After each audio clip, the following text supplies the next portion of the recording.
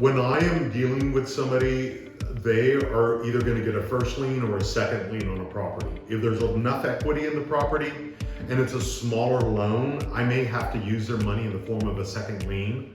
But if a property is worth $200,000 and the first lien is $100,000 and their second lien is $35,000, there's plenty of equity for them to feel safe.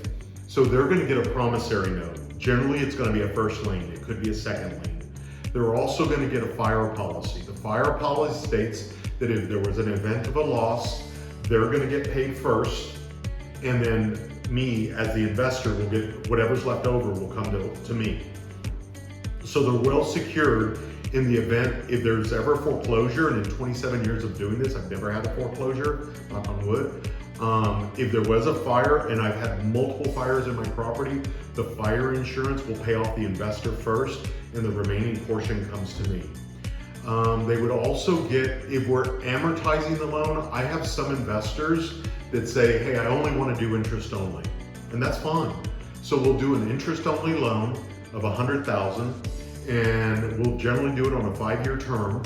So at 5 years, they're going to get their full $100,000 back.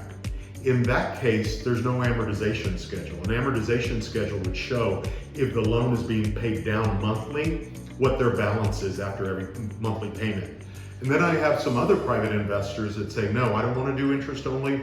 I want it to amortize. Maybe because as the loan is amortizing, their risk is being reduced. So if they lent $100,000 and 5 years goes by and we did it on a 10-year note, maybe their loan balance is $65,000. So their risk is being reduced. So with that case, they would need an amortization schedule.